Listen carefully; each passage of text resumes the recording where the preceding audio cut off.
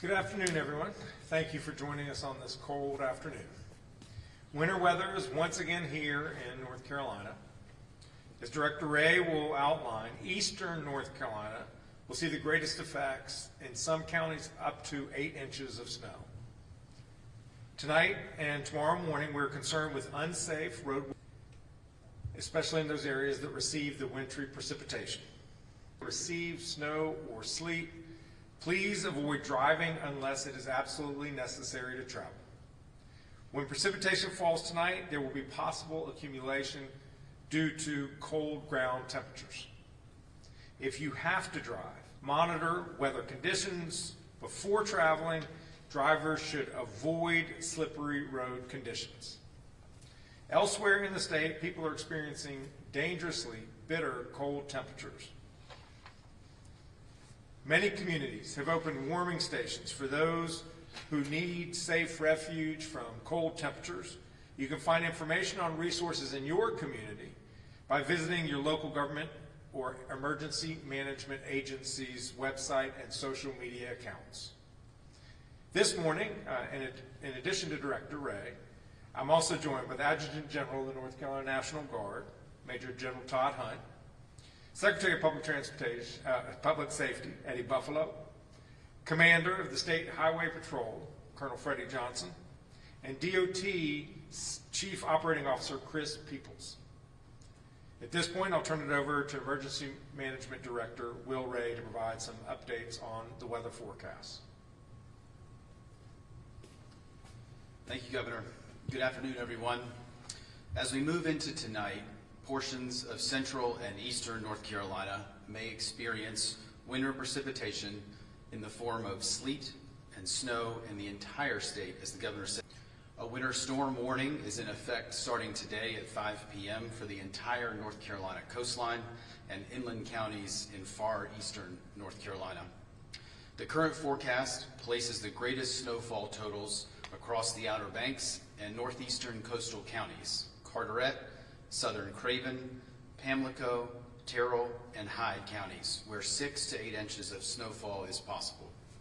A winter weather advisory is also in effect for counties in eastern North Carolina and into much of central North Carolina beginning at 4 p.m. today, where 1 to 3 inches of snowfall is possible, particularly in our eastern counties.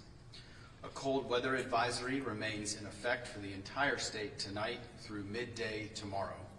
Wind chill values as low as 14 below zero will be possible across the mountains, and single digits down to 0 degrees are possible across the state tonight into tomorrow. In both Ashe and Watauga counties, an extreme cold warning remains in effect tonight and into tomorrow, where wind chill values as low as 15 below zero are possible. We've been monitoring the weather system and possible impacts late last week and through this weekend. And while we could continue to see some changes in forecast track and impacts, we activated portions of the State Emergency Response Team to ensure that we are postured to support our local communities and our state partners. The State Emergency Operations Center in Raleigh and our Regional Coordination Center East activated this morning, and we have proactively deployed components of the North Carolina National Guard into the eastern part of the state to support any local emergency services and public safety needs. These include multiple all-hazards response teams with 4x4 capability staged for deployment, as well as 2 hotspot teams to support the Department of Transportation with road clearance, same as we do in the West. State and local emergency management personnel will remain in close coordination to ensure all resources are available and ready to respond for needs that may arise. There are currently 25 local emergency operations centers that are either at monitoring or open to manage the potential winter weather situation. 17 school systems and the Cherokee Tribal Schools are closed today, with 6 delayed starts being reported due to the cold temperatures this morning. An additional 7 school systems have implemented their remote learning protocols, and 8 school systems in eastern North Carolina are releasing early today. In areas that receive sleet and snowfall, accumulation is likely due to the cold ground temperatures, and we should expect slick roadway conditions. If you do not need to be on, if you have questions about roadway conditions, as always, please visit drivenc.gov. North Carolina continues to experience some of the coldest temperatures in quite some time, and I would like to remind all North Carolinians of a few key points this week. First is that extremely cold temperatures, like what we are experiencing, can be very dangerous. Please make sure that you and your family are prepared of pets and other animals and conserving energy where you can. You can find more about how to ensure that your family is ready for cold temperatures and winter weather by visiting readync.gov. Second is that ice may also form on ponds, creeks, and rivers with temperatures like we're experiencing. In North Carolina, the ice is never safe for anyone or pets to walk on. While it is a rare sight here, please enjoy it from the safety of the shore. Finally, for those in western North Carolina continuing to recover from the devastation of Tropical Storm Helene, if you need resources, assistance with housing, or help navigating the recovery process, please call the North Carolina Disaster Case Management Program at 1-844-746-2361 or visit ncdps.gov/Helene. The North Carolina Disaster Case Management Program was established to guide survivors through the recovery process, to assist with making a recovery plan to fit those individual needs, and to find resources to assist each survivor. As a reminder, you do not have to apply for FEMA assistance to receive assistance through this state program. Thank you, Governor. I also want to thank the DOT crews who've been preparing for the storm and have begun pre-treating roads focusing on eastern North Carolina. During winter weather, just like any severe weather situation in our state, the number one priority for all of us is to keep people safe.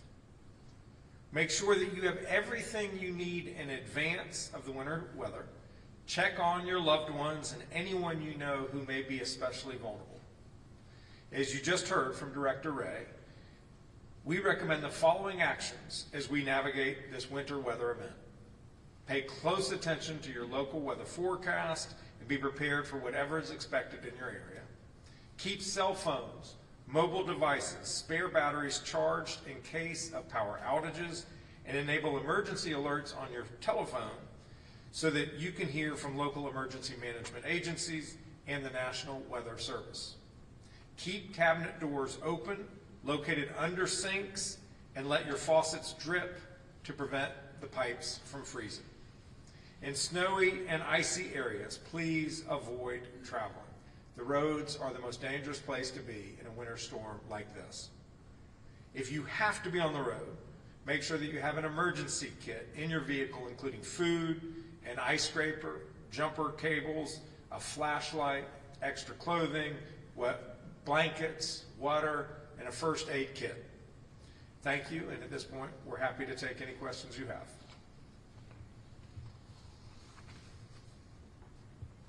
Governor, Dewan Bogart, WTVD. If you could take a look at previous storms, what have we learned from those previous storms that you've been able to apply to the response today? These folks are always on their front toes. So they anticipated this storm last week and began their preparations. The Department of Transportation has been brining the roads to make it harder for the ice to stick to the roads. Highway Patrol has all of their folks out making sure that they're tagging cars and getting them towed so that we're not worrying about these stray cars on the side of the road and do they have a person in them or not. The National Guard has put advanced troops in eastern North Carolina and Kinston so that if there are needs for them to go out and rescue folks, they're on the ground ready to do it. So we have a lot of bad weather. And when we have that weather, it gives us the experience to know what we need to do in anticipation of the storm. These things happened last week when we had the other winter weather event, and to my knowledge, no one died on the roads because of the storm. And can you speak to what's being forecast to the eastern part of the state? Normally it would be the other way around, where we expect folks on the west to get more snow. Now it's different this time around? Yeah, Director Ray can follow up, but the line is between Route 1 and 95. And as you get east of 95, we're anticipating more snow. And as you get west of Route 1, less snow. It is counterintuitive from what we traditionally have when it comes to winter weather. Governor, Terry, WWGP out of Sanford. This is not a question, but I just wanted to National Guard, the state troopers, and all the fine work that you're doing. Because I'm driving up and down the road with a little small Honda CRV, and it's always nice to know you'll get home safe. These guys work hard. I guess what would you, I know you talked a little bit about it, but what would be key points for viewers to know with this snow that's supposed to be coming in, or ice sleep? Yeah. The main thing is we want folks to stay home. If you can stay home, stay home. Put on an extra sweater, maybe turn your temperature so it's not quite as hot as you might want it to be. We want to try to reduce the load demand on the grid for power, but stay home, make sure you have all the supplies you need, the food, water, and if you have to get on the road, just drive safely. Know that there could be ice at any place. What would be your message to school districts? Some have already canceled school for tomorrow, others are already on like a 2-hour delay. What guidance would you have to other districts who have yet to make a decision who will be impacted? Yeah, I don't have guidance. I'll see if Director Ray has. Essentially, each community needs to decide what's best for itself, but Director Ray? I think, as the governor said, I think each school system is going to evaluate what their needs are. Obviously, last week we saw a number of school systems that had, as the governor said, obviously DOT's focus has been on state and federal roadways. Some of the secondary routes we know can often be a challenge, especially with the cold temperatures. We know that some of the winter precipitation that we get may remain on those roadways for some period of time. Again, we know many of the school systems are right now evaluating what's going to be best for both the students and bus drivers and school faculty and staff to make sure that folks are safe. Aside from the roadway conditions, we also can assume that perhaps the power grid might be a concern as well. Do you have a message to residents who may be trying to bump up their thermostats with these cold temperatures? Yeah, whenever there are really cold temperatures like this, it's always a good thing to do in a winter storm. So if you don't need to wash your clothes or run the dishwasher, just wait until this cold winter weather is past. And with that, if power outages do occur, how many crews do we have out on standby for this type of event? I'll hand that to Director Ray. So both Duke Energy as well as our co-ops and then some of our utility partners in states around us are regular part of our state emergency response team. They are actually at the Emergency Operations Center in Raleigh with our team today. They have a significant number of crews located native to North Carolina to be able, like they did last week, I think move crews from east to west or west to east, kind of wherever the need is. I think right now the concern of cold temperatures, again, the forecast is telling us it's largely going to be snow. There is the potential for some wintry mix. I think our concern really begins to elevate when we have significant ice accumulation potential as well as significant gusty winds. And so I think, as the governor said, I think one of the really easy measures that folks can do is some of those home conservation measures. Evaluate what you need to do, what your power consumption needs to be when, and make sure that you're following both directions of your local public safety officials, but also we know that all of the utilities will be sending out messaging on voluntary measures that could potentially be taken. We'll take one more question if you don't have it. Director Ray talked about just shedding light and not forgetting about our Western North Carolina victims still recovering from Helene. Governor, do you plan on meeting with President Trump in Western North Carolina on Friday? Yeah, President was coming to North Carolina. I think that's very good news for the people of Western North Carolina that this issue is front of mind of the new administration. And I don't know what my schedule is on Friday, but hope to be able to see him. Thank you all very much.